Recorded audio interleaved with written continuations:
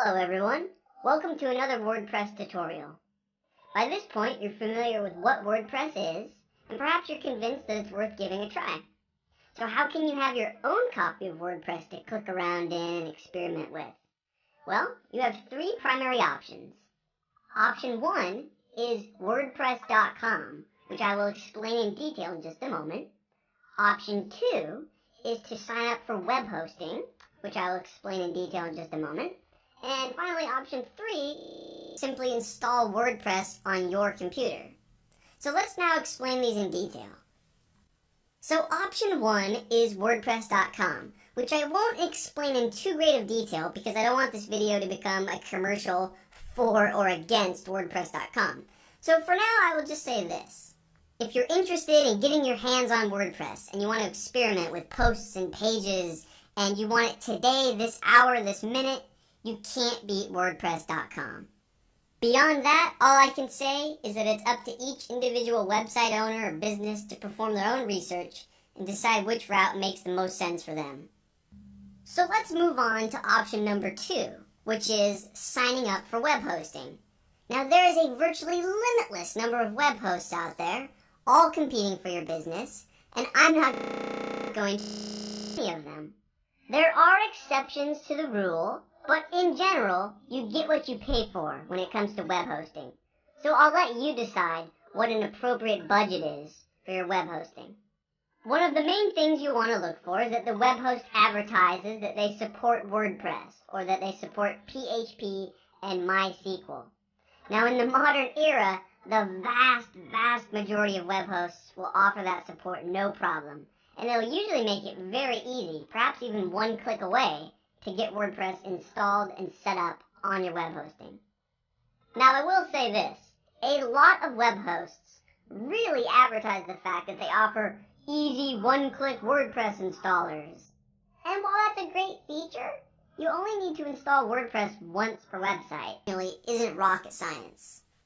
Now even some of the best web hosts in the world offer auto installers, so I'm not saying a WordPress auto installer is bad. I'm just saying it's not an important factor when choosing a web host.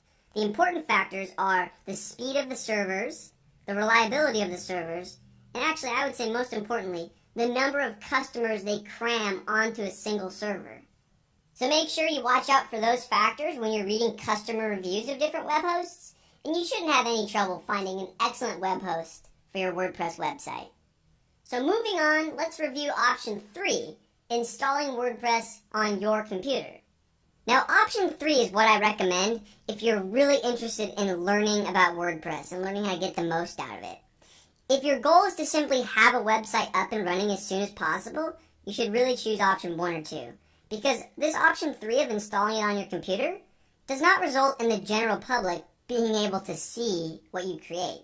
Option 3 is only for your own development and education. So you can build your website on your computer using WordPress, and then later on, you can then transfer it to a web host. And only then, once that transfer is complete, can the entire world and general public view your website. Up until then, you can think of it as sort of just a text file laying around on your computer that only you can view. Now it's up to each individual to decide how they would like to get their hands on WordPress. But because this is an educational video series, and not just a how can I get a website up ASAP series, I'm obviously going to choose option number 3. And in the remainder of this video, I'm actually going to show you how simple it is to install WordPress on your computer. So let's get started. The first step is to make sure that our computer has all of the necessary software to run WordPress. Now it's pretty simple. The only things we need are PHP, MySQL, and then some sort of server. In this case, we're going to use Apache. Now, if you're not familiar with any of those 3 items, it's okay, because we don't need to really know that much about them at the moment, and we don't even need to install them individually. In fact, there are plenty of packages that take all 3, mush them together, and make it very easy for anyone, including your grandmother, to install them on their computer. Now, if your computer is running on Windows, go ahead and perform a web search for WAMP or XAMPP. Either of the 2 will do just fine. Or if you're running on a Mac, go ahead and perform a web search for MAMP. So at this point, you can now pause this video, go perform your web search, download the software, install the software. There should be some sort of on-screen instructions that walk you through the process. Hopefully it's pretty straightforward. And then once the software is installed, go ahead and come back and unpause this video.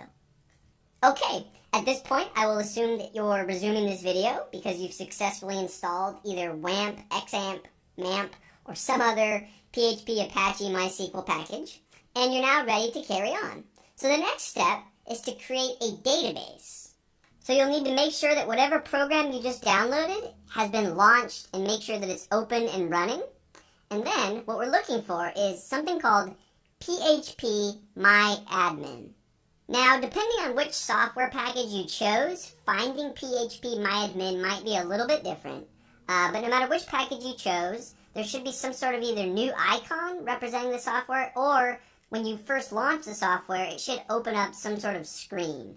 And we're looking for a start page, so perhaps it opened in your web browser.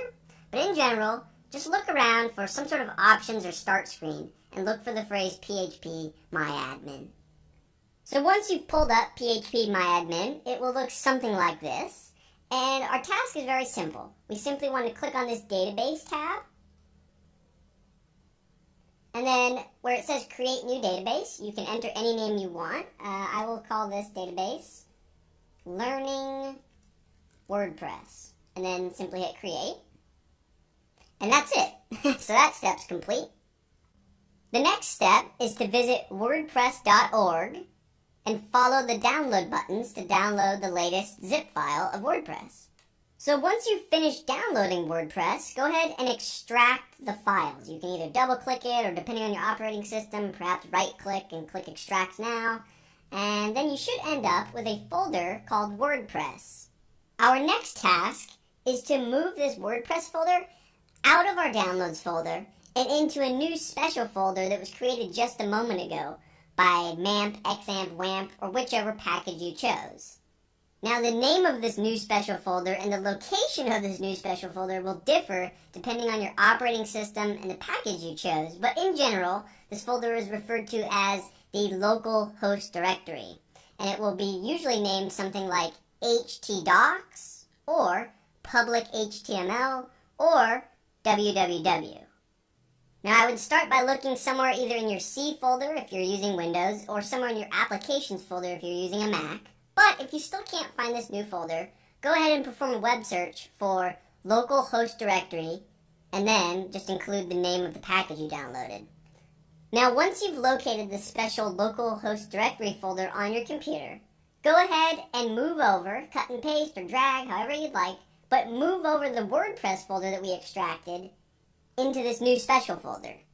Our next step is to open a new tab in your web browser of choice, because we're going to navigate to that new special folder that we just moved WordPress to. So on my machine, that looks something like localhost:888. On your machine, it might simply be just localhost. Now, if you're having trouble figuring out what the URL might be on your machine and neither of these work, go ahead and perform a web search for localhost URL and then just include the name of the package that you installed a few minutes ago. So let's pull this up. Okay, so this screen is simply outputting a list of all the folders in the localhost directory. So right now the only folder is WordPress, but if we had another folder named test1 or test2, you can see that this directory will always show the latest contents. Now, obviously, we are interested in WordPress, so go ahead and click that. And the next step is to create a WordPress config file. Now, if we were actually installing WordPress on a web host, I would recommend performing this step manually. But because we're only installing WordPress on your local machine, this method should work just fine. So go ahead and click Create a Configuration File. And then there should be a button towards the bottom that says Let's Go or Next Step. This screen is where we give WordPress access to that database we created just a few moments ago. Now, if you remember, I chose to name the database, in my instance, Learning WordPress. The database username is root.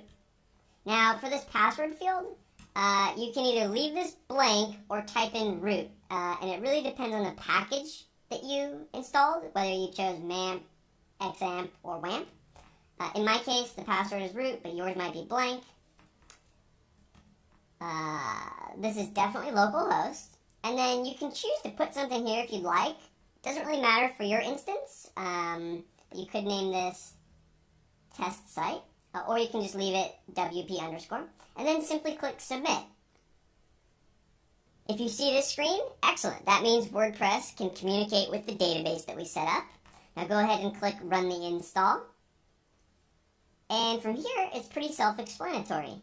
You simply provide a name for the website, so that can be anything you would like in this field, and then provide a username, a password, and an email address, and then click Install WordPress.